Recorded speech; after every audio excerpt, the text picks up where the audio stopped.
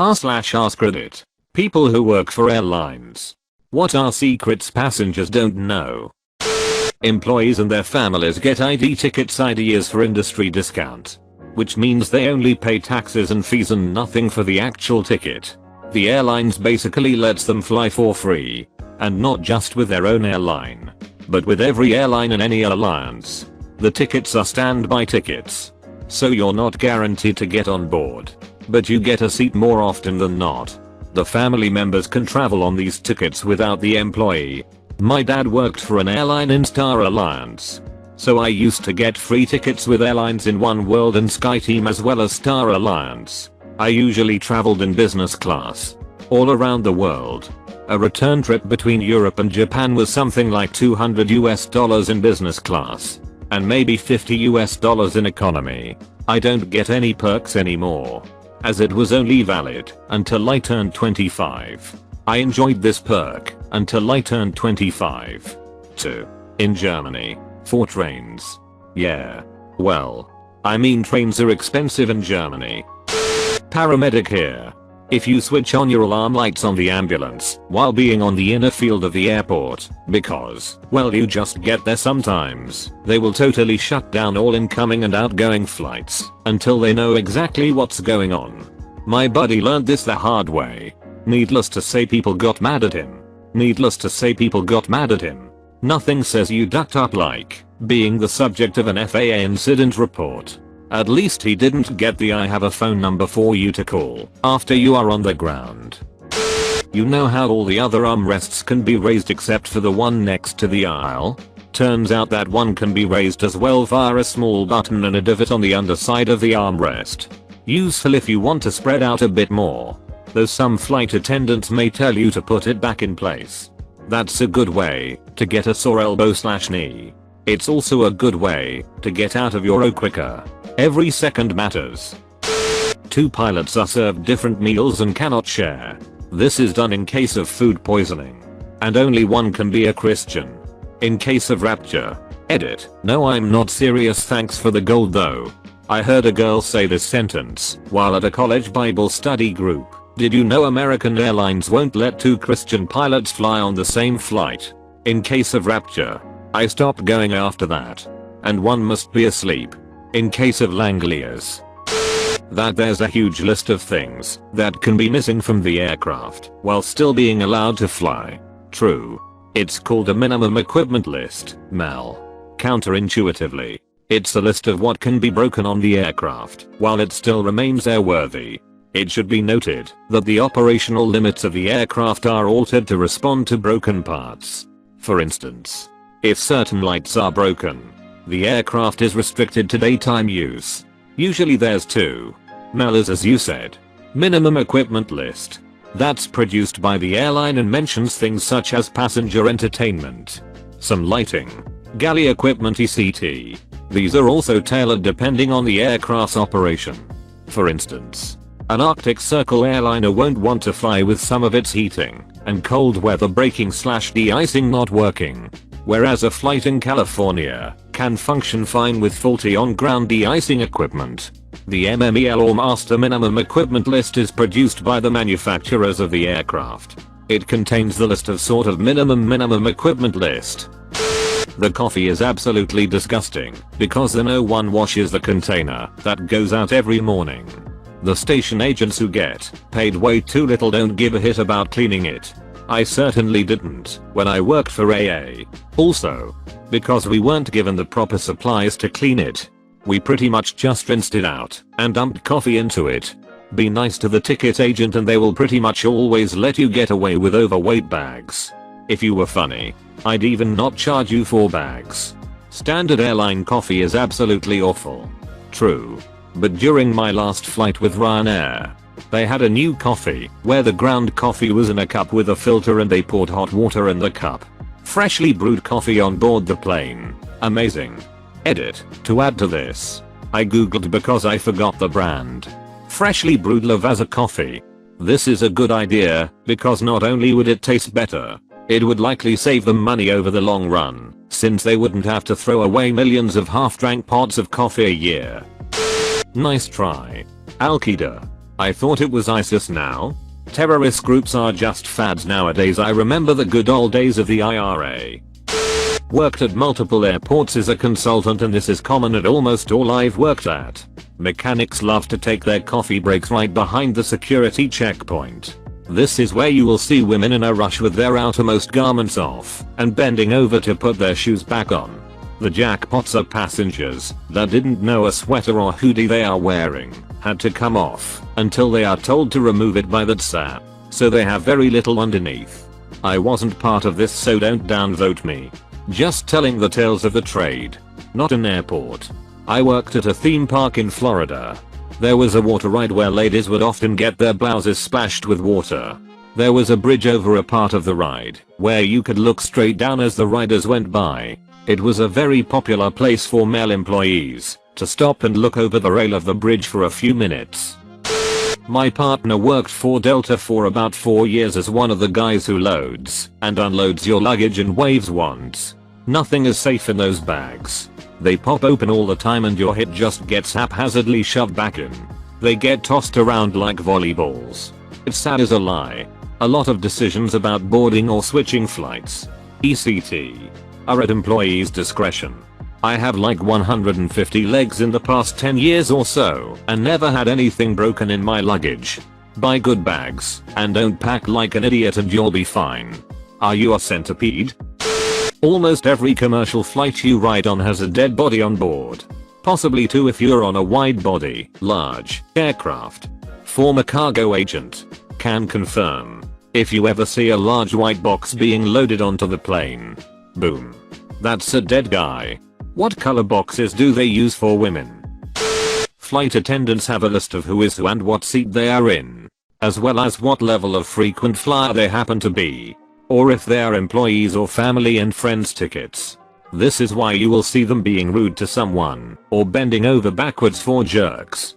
Flights are routinely overbooked because there's a estimate brute of what percentage of people tend to miss the flight. So if you don't have a seat assignment, you might not get on, which is why they ask for volunteers. If you are a frequent flyer and know the busy times and flights, you could volunteer all day from every flight going to a hub and make $1,000 in credit. Investing quality luggage. You are the only one that handles your bag with care. Your bag is going to take a beating in the system. Edit. Wow, this got a lot of attention. Yes, I know Southwest FARs don't have a list of who is sitting where. Obviously. I have to say to any Redditors out there, if you get a chance to work for an airline, take it. It was a great experience in my early 20s. Even while going to college on my days off, I was also able to fly around the world for free. I can't recommend it enough. Sure, there are plenty of bad experiences like getting yelled at all day long by irrational and irate passengers whose flight you just cancelled after you had them wait for hours. Or dumping the lav on a windy day. Or knowing you're walking into a very bad day of work just because the weather is bad in your city or wherever your flights are coming from. They pay isn't great, but if you enjoy traveling, work for an airline. I'm an outstation mechanic for multiple airlines. I cover all flights at a major US city airport by myself. Where to start? If your flight has a maintenance delay and there is no on-station mechanics for that carrier, I get called. If it's a quick fix, I fix it. If not, we check to see if it can be deferred to get fixed later. Either way, most of your delay is spent waiting on me to do all the paperwork to clear the aircraft, or for me to finish the other 7 calls I'm out on to get to your plane. There is also constant pressure on both me and the pilots to clear/fly aircraft that have some fairly significant problems. I have airlines try to get me to sell some pretty sketchy stuff to the pilots to get them to fly and avoid a costly delay.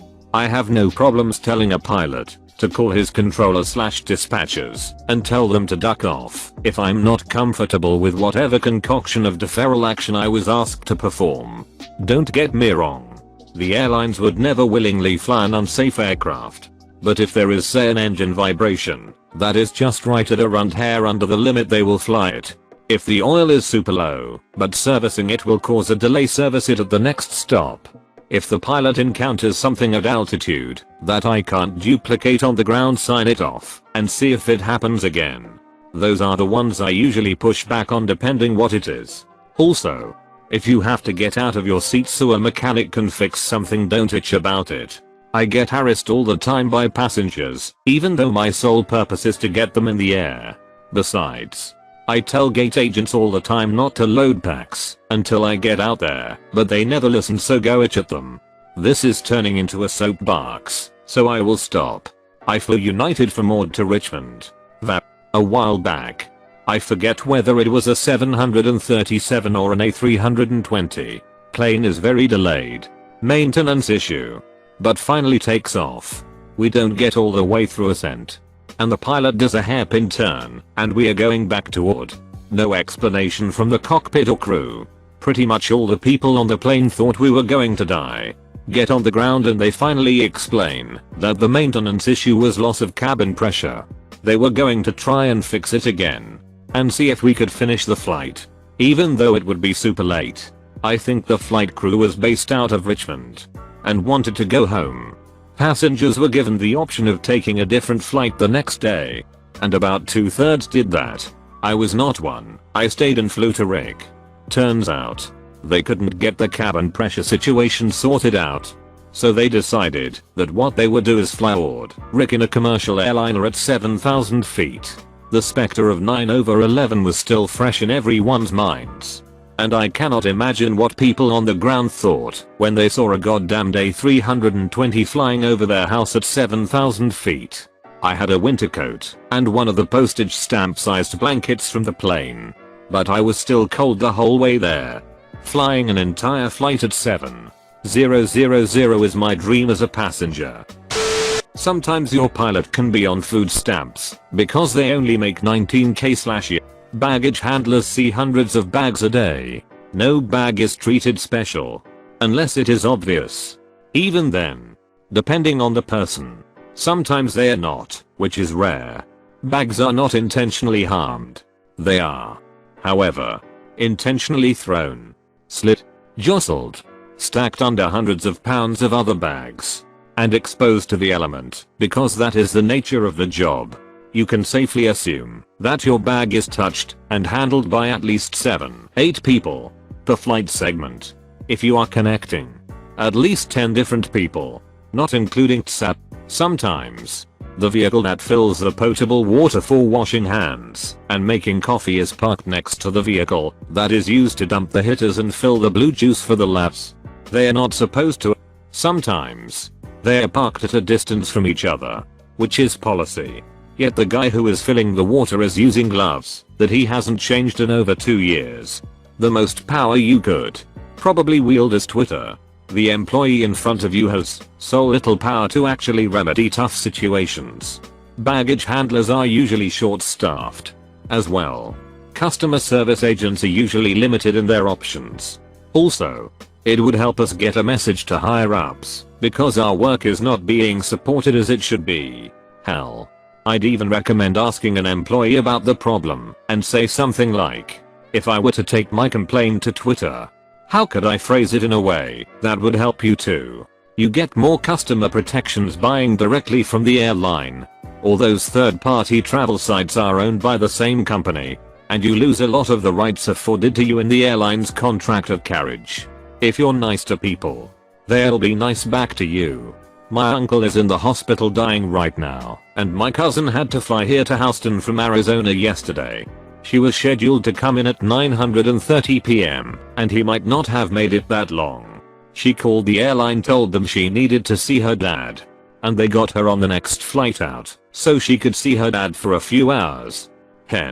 I once had a cancelled flight and I knew our next flight was booked out the ass with like 4 seats left. So, the flight that was cancelled had a line the gate couldn't handle. They sent them down to the counter where I was working. I had spoken to one of the women on that flight and she told me she was flying out to see her mother was dying. I saw her in the back of the line and I knew she wasn't going to make it if I got to all these people first. I waved her to the front and gave her a seat on the next flight out. This dude who was platinum, top flight status at AA, got so ducking mad. He started huffing and puffing and yelling from the line that I'll let her skip. I told her to ignore him. gave her her ticket, and told her to go to the gate since the flight was due in any minute. He gets out of line and starts screaming at me. I explained the situation, and he felt like the biggest ass. He even apologized for yelling. But when I told him no flights were available until the next day, he started up again. One of the memorable moments I had working there. People fake needing a wheelchair to gain boarding priority. 10 wheelchairs get on and only one person needs it getting off. We call them miracle flights. I worked with cruises for a while, and apparently there's this constant problem with elderly people feigning feebleness to get the prized wheelchair cabins, which have more space and a bigger shower. They'll borrow walkers and wheelchairs from friends in attempts to pull off the ruse. The cruise lines that cater to majority old people get really cutthroat about it to a funny degree. You'll find these big warnings when buying a handicapped accessible cabin that state that occasional use mobility devices don't count, and you need to present medical forms as well. On top of this, there's a disclaimer that if you buy the handicap cabin, that it can be switched to a person with real need immediately once you get on board, and then they can stick you in the hittest cabin left. I read up stories on it, and apparently non-handicapped people do get booted. Even if they are 80. And they get super pissed about it. This is great. My dad recently became wheelchair bound, and it's amazing how many people try to abuse disabled amenities. Last week we tried to go to the movies, but the whole row of wheelchair seats were booked. Mum and I ended up going anyway, and none of the people in those seats had wheelchairs next to them. Ducking, like and subscribe.